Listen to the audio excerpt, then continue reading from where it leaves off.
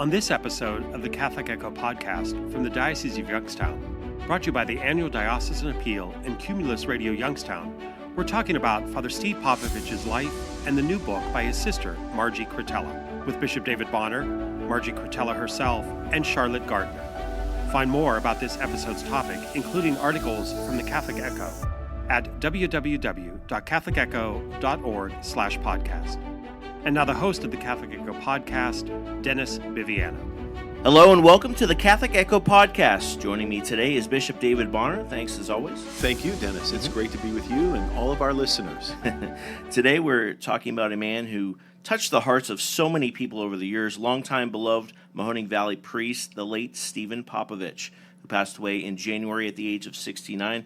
Bishop Bonnar, I know you didn't know Father Steve very long, but would you mind sharing a favorite memory or two of his? Well, what a giant Father Popovich was. I first met Father Steve when, just a few months after I arrived, he was one of a handful of priests who intentionally called to make an appointment to meet me. And of course, that was a big ordeal because, he was in the wheelchair and he had to bring his nurse with him. But this was in December, I believe. It was in the height of the NFL season. He came in and we met in my conference room, and he brought with him this beautiful portrait of the famous Steeler front four, going back to the glory days of the 70s and 80s Super Bowl. And then he also had a statue of that same front four. And he wanted me to have that because he knew that I was chaplain of the Pittsburgh Steelers for 12 years, but he himself also was a Steeler fan, and he wanted to just talk football and talk Steelers. So I will never, ever forget that. And because, as I go from place to place, people will ask, "Are you a Browns fan yet?" And I said, "No, you can take the guy out of Pittsburgh, but you can't take the Pittsburgh out of the guy." And then I always tell them, "I'm praying for your conversion." So it's all only sports, though. I won't dispute that one. Now, Father Steve served various parishes in Mahoning County for 42 years. Sadly, in 2013, his life changed forever when a car crash left him paralyzed from the waist down. But after countless hours of rehab, he was able to continue that ministry. I guess, what can priests and the public take away from his dedication to the faith, even after his injury? Well, I think Father Steve's story lets us all know how fragile life can be and how, in a heartbeat, our life and the way we live it can change. And that's certainly what happened to him. But, he took a lemon and made lemonade. He is living testimony of that phrase that we hear in the scriptures again and again, "You are a priest forever." Nothing was going to deter him from being a priest. Not even paralysis stopped him from being a priest. He persevered. He continued to live out his priesthood, but he had to do it in a very dependent way, like a child. Isn't that what Jesus says in the gospel? If we want to enter the kingdom, we must become like a child. We must become dependent. And there was no hint of bitterness. I think he just got better through all this. From a spiritual standpoint, and stronger and richer. And what a witness he was to those whom he served in the nursing home and anyone who came into his company. The other thing is sense of humor. Father Steve was a funny guy. And no matter how difficult life gets, we can't stop laughing or smiling. Many people don't know this, but upon his passing, his sister Margie Cretella reached out to you to donate his customized ambo and altar that he used while saying Mass at Windsor House. What was that conversation like? Well, I was particularly humbled and honored to get that call and excited to be given that gift, because it just so happened at that same time I was having a chapel built in my house. The chapel that I inherited was so small only I could be in it. It was a closet, if you will. For 3 years I prayed there, but I needed something a little bit more life-giving for me. And so, I took what was my den and had them turn it into a chapel, and it's absolutely beautiful. And these were the two missing pieces. I did not have an altar. I did not have an ambo. It was meant to be, I think. It was meant to be, and it just goes to show God's providence. God always provides. Now, the Cretellas, Margie and Mike, who also reached out earlier this year about a book they were writing. They started 11 months before Father Steve's passing. The memoir is really a journey through faith, resilience, in the face of tragedy and ultimate loss. But I think putting those traumatic experiences in words really helped the family process the grief and the pain. Do you agree? Writing is therapeutic. I know just in my own life, when I find myself struggling, I go to a pen and a paper, a journal usually. Even when I'm on retreat, I do a lot of writing. Because, the beauty of writing is it allows us to dig deep into the heart and see what's in our heart and to come to know or at least articulate what we're feeling, what's in there. And I think for Margie, that was the exercise. And the whole family, of course, shared in that through their memories and their reflections of Father Steve. So there's really something to be said about writing. And I certainly commend her for this. And we made sure that our priests got copies of this, that they'll never forget the story of our beloved Father Steve. Is there anything else that fellow priests, those in religious life, folks in the community can learn from Father Stephen Popovich? I think resilience, perseverance, trust. I think that he is a model for us to look to, especially when adversity strikes or accidents happen. He didn't stop living, and he didn't stop being a priest. And I'm so grateful for that. Bishop Bonnar, thank you so much. Coming up on the Catholic Echo podcast, you'll hear from the Cretella family as they dive deeper behind the stories in the book. Have You Seen My Brother is the book. Make sure to keep it here. Much more to come. Come join Bishop Bonnar and Catholic Charities for our first ever Chefs for Charity event on September 26th at the Eastwood Event Center. Enjoy dishes from 24 local restaurants while supporting Catholic Charities' housing and homeless prevention programs. Tickets are $75 per person, and we're still seeking sponsors to support this meaningful cause. Visit our website at ccdoy.org or call me for details at 330-744-3320.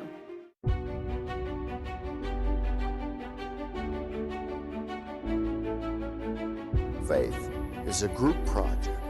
We hurt the cause if we don't give it everything we have.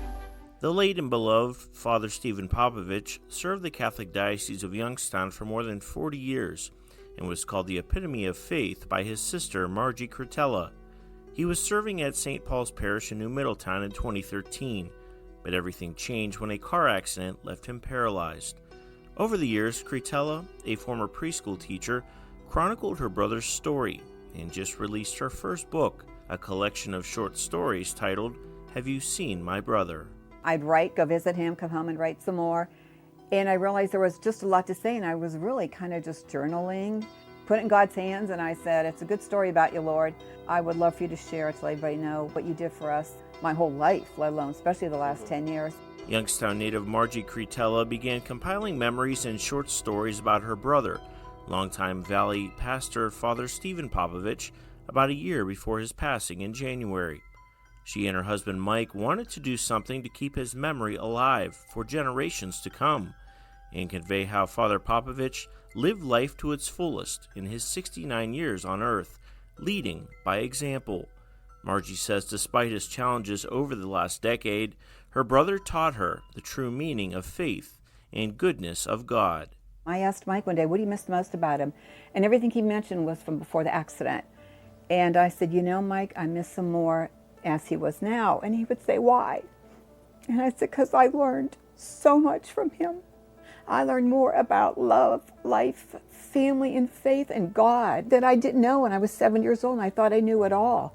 She kept everything in her for 10 years, from the day of the accident up until she started writing. And I think it was therapeutic for her. I think she needed to do it, because you can't keep that type of emotions cooped up in you for that many years without having a negative effect on you.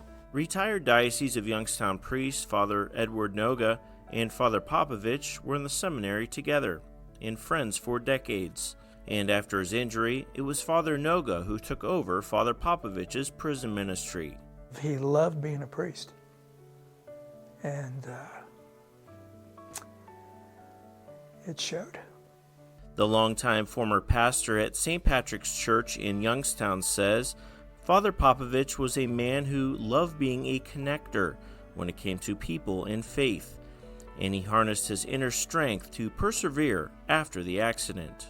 Our internal being, I think, and the strength of who we are as people, mentally, spiritually, physically, and emotionally, helps us realize that there is a bigger picture. It might not be too easy to decipher sometimes, but there is a bigger picture. He seemed to live that. Father Popovich made his home at Windsor House Healthcare Center in Liberty until his passing. There, he continued to live out his mission and serve others, leaving a profound impact for residents and employees alike. Maybe it was that I was supposed to be there to meet him. It was just a wonderful time. Pre-COVID was amazing because we really interacted a lot more. One of his nurses, Debbie McCoy, says aquatherapy was always tough for both the staff and Father Popovich, but he always kept a positive attitude. She can remember sharing a moment with Father watching an episode of The Chosen, where Jesus heals a paralytic man. Jesus came in and told him, pick up your mat, stand up and walk. And he did. And you could just see Father tearing up. You know, was so happy for that man. Mm-hmm. And I think he also wanted that to happen to him. The chalice and ciborium are bought by my parents when he was ordained in 1981, and he used it every day till the last time he had Mass. Margie says she didn't want her brother's legacy of 40-plus years of devotion to God in the Catholic Diocese of Youngstown to be defined by his accident. Reflecting back, she believes Father Popovich was the right person to bear this cross. I think God kind of chose him for this kind of to happen. If it was going to happen to somebody, let it be him, because he would be able to keep up his legacy of his ministry and be so proud of being a priest instead of giving up and, you know, saying, I'm done with this, I'm done with God, I'm done with the church. And I think I owed it to the Lord. Like, you have blessed me. You have taken care of us through this tragedy, and I wanted to make him proud of me, so I wanted to write about him, and it's what I did. Have You Seen My Brother? Discovering that God is good even in tragedy is available online through Amazon, Barnes & Noble, and Apple iTunes Store. He came in, he always had the news on full blast. The news was always on. He had the newspaper and he was reading his coffee. And usually you don't bother him when he does that. But I came in and I boldly said, hey there, Father Steve, guess what I'm reading? I'm writing a book. And he kept listening to the news, drinking his coffee and reading the paper. And he said, well, what are you writing a book about? And I said, I'm writing a book about you. Put the coffee down, put the paper in his lap, and he shut the news off. And he just looked at me and I just thought, oh my goodness, he's going to tell me don't do it. And I already started it, what, you know. And he just looked at me and he goes, thank you. Did he expound upon that? Nope, just thank you. So what do you think he was thinking at that point? I think he was just glad that I would share, not to share the story about him, but to share the story of our Lord. His legacy was just to pray for people. And he would have obituaries all lined up on his walls, and I would come in there and say, what's going on here? Do you know all these people that died? Oh, no. He goes, I don't know any of them. I'm like, so, you know, what's going on here? Why would you put them up? And he said, they need people to pray for them. I'm like, but you don't even know them. He goes, that's why they need people to pray for them. And he would tell me all about him. He goes, look at this guy's 92, this girl's only 34, and he would read all about their little stories. And I'd come in next time and he'd have a few more up. But I just like to keep his legacy going for, just to pray for people that need prayer, because that's what he loved to do. He was always a caring individual. Anybody you'll ever talk to, Dennis, everybody will say the same thing. I mean, there's stories of him, and I don't know if you know this, there was a little girl from his church at IHM who had an illness. He flew to Minnesota to see her, just out of nowhere. Another little girl from Campbell, she had problems with her tonsils. She was in UMC Pittsburgh. He went there, the family tells us how many days, just to make sure she was okay. And those are the stories people need to know. He was a caring individual. He cared about people in general, and he had fun. And I'm sure you read the story about him on a motorcycle at Christmas. We're sitting down to eat dinner. He calls us and goes, I lost my hat. And we're like, okay, you lost hat. He goes, no, a Santa Claus hat. And we're like, okay. He goes, I'm on my motorcycle. I'm hiding behind Panera so nobody knows it's me. Well, we put our dinner in the refrigerator, jump in the car, and here's her and I, like two idiots, driving up and down Mahoning Avenue trying to find a Santa Claus hat. We found it. He got it. He went into Panera's, and next thing you know, he was like the hit in the place. Every employee, everybody in the place had to have a picture with Santa, and they still didn't know it was him. When he first went to Windsor House, he would call me 1 o'clock in the morning, scared to death. And he'd go, "Can you come up?"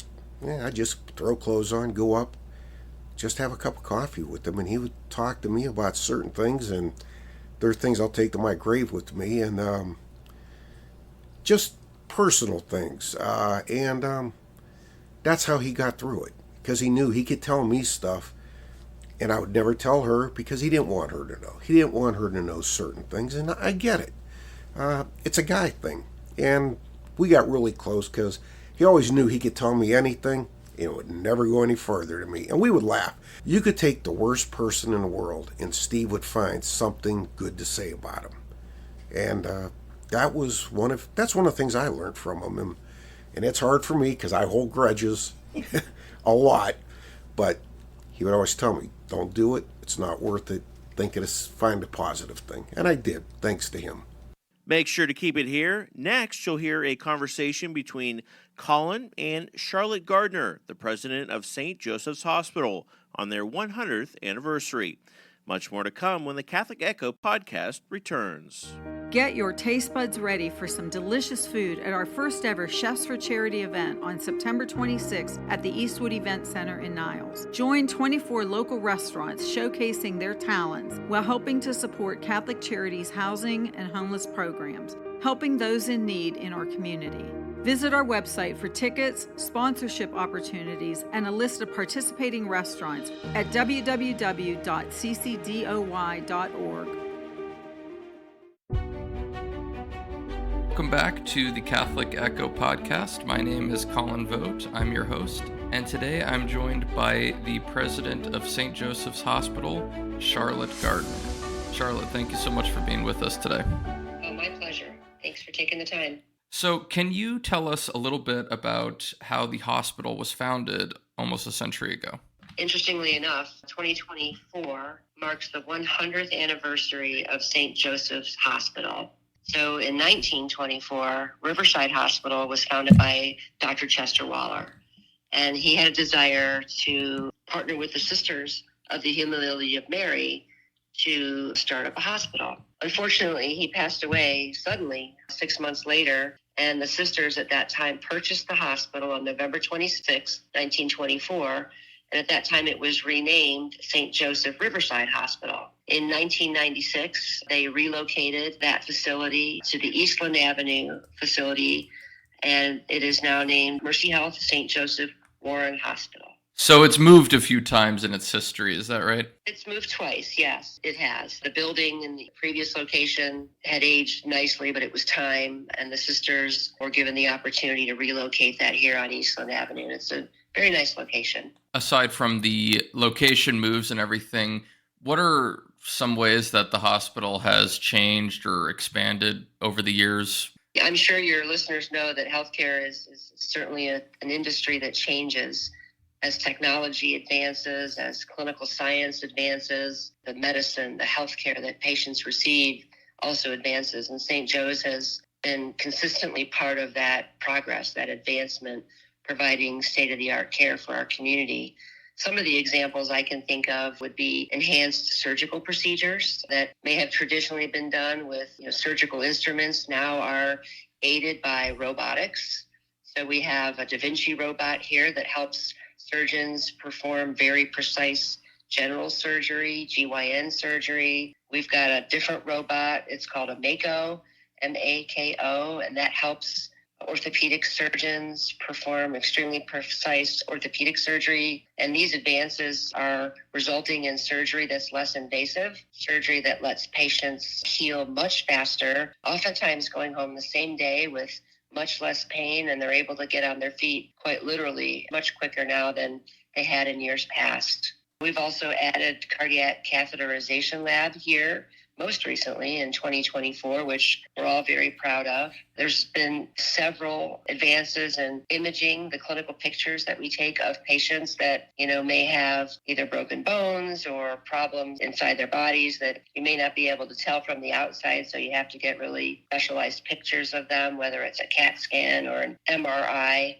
We have a very large and successful cancer center that's also part of St. Joe's. And cancer programming, cancer treatment, curing cancer happens here every single day, and that has also grown and advanced consistently over the years. The one thing that hasn't changed, though, is our commitment to the legacy and the mission of the Sisters of the Humility of Mary. We are still providing compassionate care consistent with their vision to care for the poor and the underserved. And I think that's one of the things that makes St. Joe's so special. It's the culture of caring, the nurses, the doctors, the technicians, the folks that help with food in the cafeteria, the folks that help keep the hospital clean and environmental services. We're all grounded in that mission, vision, and value of the Sisters of Humility of Mary. Aside from imbuing the hospital with that character of giving that care, what's the involvement of the Sisters of the Humility of Mary today? Are they still involved in the day-to-day operations? They're not necessarily involved in the day-to-day operations, but we work very closely with them. Some of the sisters represent us on the board of directors, which is an important role. We have several that come here frequently because they used to have various roles here, whether they have expertise in pharmacy or nursing or being a president. Sister Millie, as you know, was recently honored, and she used to be the president here at one point, and prior to that, she was a pharmacist. You know, we had a huge celebration in our healing gardens in July, and we had almost 24 of the sisters that were with us. So even when they're not with us here personally or physically, they're definitely with us in spirit, and it's really important for me to keep that connection alive. I think it's so important for those that are closest to the patients to understand in real imagery and real words that connection between what we do every day and the mission of the sisters and obviously the mission of the Catholic Church. And we're also able to very visibly and clearly and proudly meet the spiritual health needs of our patients and our community that choose to have services here. We pray every day. You know, the sacraments are performed here. So it's a very visible part of our day-to-day. We have a beautiful chapel that is open to the public on Wednesdays at noon. I'll do a little plug. Father Lawrence will have Mass here, and folks from the community come to that Mass and celebrate with us as needed as well. I would like to ask about the 100th anniversary, which is a huge deal. What do you think that means for the greater community of Youngstown? Well, I think it's an amazing thing for the greater community of Youngstown, for the Warren community, for Trumbull County, for the Mahoning Valley. The fact that there is a health care system that's rooted in what I believe is a very solid mission, vision, and values that has sustained the ups and downs, right, with healthcare and economics and pandemics, and we are still here to serve every day. It says a lot. We're learning every year, we're evolving every year, but we don't forget where we came from, and we don't forget why we're here and what we're supposed to be doing. So, you will see us growing, adding, expanding, despite the challenges, because we need to be here to meet the needs of those that are the most vulnerable. And for you, as the president of the hospital, what does it mean to be the leader of an organization that has such a long history? How does that impact you? It's a blessing. I love coming to work every day. I started here in March of 2022, and I've been with Bon Secours Mercy Health since the fall of 2018. And having worked in other types of organizations, as an employee and a leader, I can feel the difference. I can see the difference. For me, it's just a joy to be able to get up and lead these teams, through the good days and the stressful days. They work so very hard. It also isn't lost on me that I have a big responsibility to make sure that the teams have what they need and that our community has what they need. So I'm a strong advocate. I'm a nurse by trade, but right. I never forget what the teams need to take good care of their patients. And, we work very hard to make sure we continuously identify what the needs are for our community and work very hard to provide programs and services to meet those needs. Now, you mentioned challenges, and of course, every hospital or every business, every organization has seen significant challenges over the last few years, it seems, especially since COVID. But facing to the future, what are some challenges that St. Joseph's Hospital and the healthcare industry in general are looking at? There have been a lot of challenges. You're right. I will tell you, Mercy Health, especially the 3 hospitals here in the Youngstown area, St. Joe's, St. Elizabeth, and St. Elizabeth Boardman, we put together really smart plans. We focused on being good stewards of our resources, whether those were dollars or people or supplies, to get through pandemic and grow and be able to sustain those challenges. There's still a lot of work that needs to be done, but we've done well so that we're prepared to continue to meet, challenges as they present. I think from my standpoint, healthcare careers are challenging careers. They're very good careers, but making sure that we have, folks in the pipeline workforce is an ever-present opportunity. So, we work hard to recruit and retain the talented, best and brightest folks we can find. We also partner with, nursing schools and medical schools and pharmacy programs, x-ray programs, so that we can build a pipeline of new folks to join our teams. So I think that's the biggest challenge, is really just making sure that we've got the right folks on the team and plenty of those highly trained and highly compassionate team members ready to serve our community.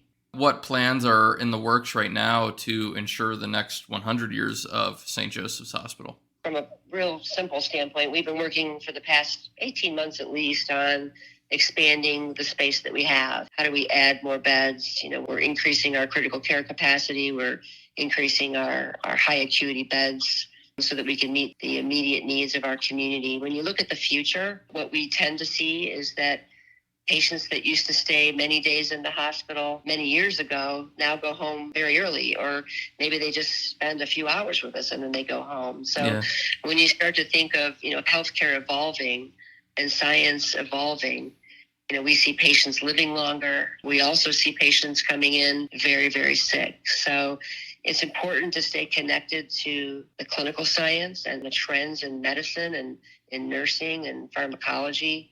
It's also very, very important to stay in tune with the economic challenges to make sure that you're making smart decisions and you're available to care for your patients. So, Charlotte, what can people look forward to for celebrating the 100th anniversary of St. Joseph's?